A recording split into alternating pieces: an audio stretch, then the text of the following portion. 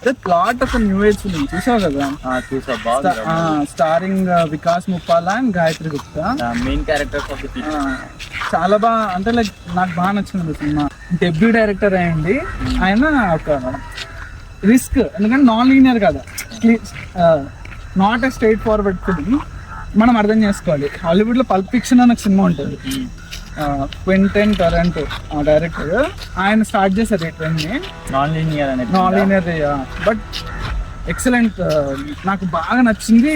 Good shorts ఉంటారు, అంటే first సినిమాలో good short, good execution, brilliant. మళ్ళీ ప్రతి షార్ట్ లైక్ ఒక్కొక్క పీస్ లెక్క చూపిస్తుంటాడు, అంటే స్ట్రైట్ గా వెళ్ళకుండా.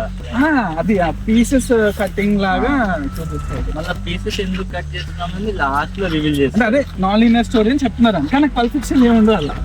కానీ లాస్ట్ 30 minutes అయితే స్టోరీ ఇంట్రెస్టింగ్ వెళ్తుంది, చూస్తున్న కొద్ది అదే ఇంట్రెస్టింగ్ సెటప్ అన్నిటి పే ఆఫ్ ఇస్తా ఉంటాయి. లాస్ట్ 30 minutes చాలా ఇంట్రెస్టింగ్ ఉంటుంది. అవును. అరే ఇంకోటి కిషోర్ గారు కూడా బ్యాక్ చేస్తారు ఆ సినిమాలో. కేర్ ఆఫ్ కంచర్ బాలన్ కిషోర్ గారు కదా. అవును, అంటే వాడు సమాధి పూజ చేస్తుంటే సమాధి మీద పడుకొని ఉంటాడు. అయ్యా నా భార్య కట్టుకున్న సమాధి, అయ్యా నా ప్లాట్ లో కట్టుకున్న సమాధి, అయ్యా పూజ చేద్దాయి అని కొంచెం ఎమోషన్ గా రాసుకున్నాడు సీన్. అది కొంచెం వర్కౌట్ అయింది. ఓవరాల్ గా ఒక న్యూ ఎక్స్పీరియన్స్ కోసం ఒక మంచి సినిమా, ఒకసారి చూడొచ్చు సినిమా. ఈటీవీ యాప్ లో స్ట్రీమ్ అవుతుంది కదా. ఈటీవీ